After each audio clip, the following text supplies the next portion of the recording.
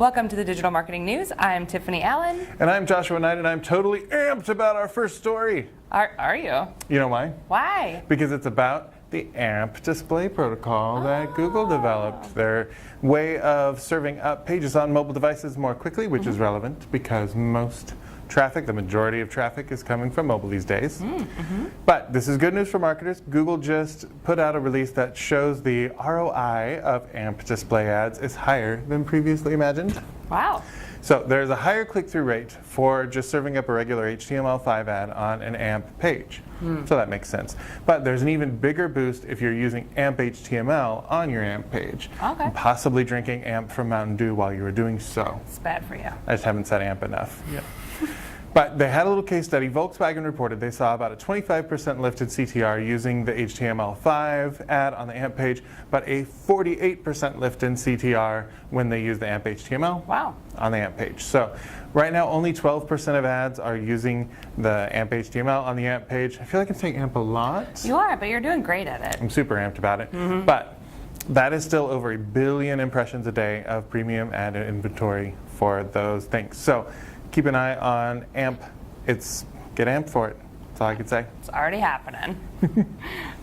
So I have some research to tell you about. I love research. I didn't do it myself. Ascend2 did some research recently of 227 B2B and B2C marketers. It's kind of an even split. There's some data around that in the article if you want to check it out. But 62% of these marketers surveyed said their marketing strategy is somewhat successful in achieving their primary objectives, but it's not best in class. Only 34% of marketers surveyed said that their marketing strategy is best in class, and 5% of marketers think their marketing strategy is not successful. Oh yeah, salute those brutally honest marketers who are like, we are bad at our jobs. You should try harder, right? Well, you know, look at a little data, do what you got to do. Some other key findings here include that 73% of marketers say their ability to execute tactics within their marketing strategy is improving over time, and 21% say it's improving significantly over time. And 6% think their ability to execute tactics is getting worse. So again, if you feel like you have a non-successful marketing strategy and you feel like you can't do any of the things you're supposed to do to make it work, there's someone that can help you with that. Right, and you're not alone. You're just the 5%. Yeah. And maybe look for an integrated digital marketing agency that could help you accomplish your objectives. Sure. Speaking of things, though, that you might need a digital marketing agency for, apparently B2B advertising is boring audiences. What? Yeah. We may be talking a little bit about getting beyond boring in our B2B content. You may have seen a thing that involved a bear with laser eyes, perhaps. Yeah, so we're talking about that. We've been talking about it all month.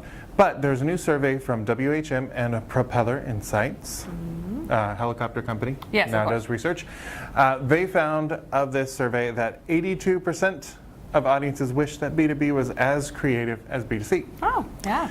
Only 22% of them are feeling like their B2B advertising is prompting them to take a next step, which is a pretty massive deal if you are. The whole point of advertising would be to make those steps, yes. So 81% said, look, we would feel more informed and make better decisions with this stuff if it were more engaging. Yeah. So it's all about emotion, you know, make that connection, whether, I know you can't always move somebody to tears if you're selling like end-to-end cloud-based SaaS services or whatever. Right. But you can make somebody laugh. You could make somebody feel inspired, maybe.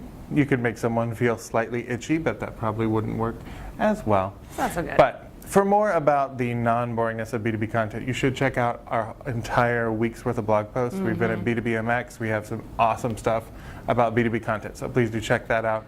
And don't be in that 81% that's boring. Yeah. That memes post that you wrote, I'm still laughing about that. If you're a marketer, check that out. For real, it's really funny. Another study. Whoa, so many studies. Yeah, who knew? So a new eMarketer study forecasts that digital ad spending is going to grow 19% to $129 billion this year, which is 54.2% of estimated total advertising spend, meaning in 2019 digital spend is going to finally overtake all other forms of spending, Right. which, yay, finally it happened. We've been predicting this since like 2013. So mobile will continue its dominance. It's still a growing market. It's actually accounting for about 2/3 of digital ad spending at $87 billion this year. That's a lot of billions. It's quite a bit of money. For the first time, though, this is interesting, the combined duopoly, Facebook and Google, will see a diminish in their share. Their share is dropping. Their revenues are still up. No crisis here, but this is great news for Amazon, the number 3 player whose market share is increasing and is taking share from just about everyone. So the U.S. ad business for Amazon itself is going to grow by more than 50% this year. And the share of its U.S. digital ad market will swell to about 8.8% this year, which is pretty significant if you think about all the billions of dollars that are happening in terms of spend. Oh yeah, so this seems like one of those tipping points, like with mobile traffic and regular traffic. The future is digital, the future is mobile, the future is now. And maybe it's Amazon. The future is Amazon. The problem is for Jeff Bezos, if you search on Amazon for just one monocle, then you get served so many monocle ads all day long. It's true. I Poor mean, guy. You should be cool about that, Josh. Constantly looking for the sacks with the big money sign on them and the monocles. It's no good.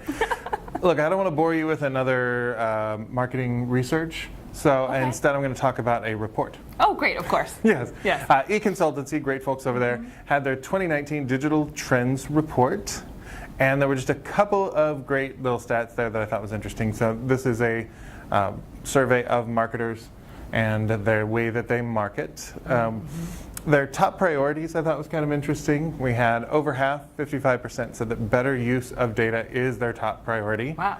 And the other 2 in the top 3 were improving customer intelligence and insights and integration of marketing tools. So to me, all of those things come down to marketing data, how we collect data, how we use it, the tools that we use to put it to work for us. So that is top of marketers' minds, and rightly so, I think. Right, and I think it's interesting that the top 3 challenges correlate with that data. So a holistic view of customers across interactions is one of the top challenges for marketers, which makes sense. Tracking marketing effectiveness and media spend is another. And then ensuring consistent experience throughout the customer lifecycle. So again, that is making sure your messaging makes sense throughout whatever business unit somebody is coming into contact with. It's one of those things about sales and marketing alignment that we think about all the time, sort of organizational alignment, but also being able to use your data to actually give you the ability to provide a better experience to your customers, clients, what have you. And that all comes down to that holistic, that 360-degree data. It's interesting to see experience on there now. Yeah. I think that's something marketers are going to be thinking about more, is after somebody buys, then how are they encountering customer service? What happens when they send a message on social media to your brand about a problem they have with your product, and how does that affect the next newsletter that you send to them? So it's all coming together. Yeah. Time to walk across the aisle and talk to the dudes in sales, talk to the guys in the call center, and it's all happening. Yeah. Great stuff. Well, that's all the news we have for you this week. If you need more in the meantime, you can follow TopRank on Twitter at TopRank or me at Tiffani_Allen. And you can find me at Nitewrites, that's Nitewrites.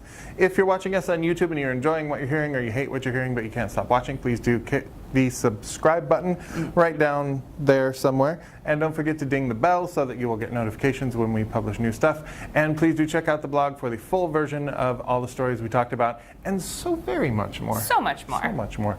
Thanks for tuning in. We'll see you next time. Bye.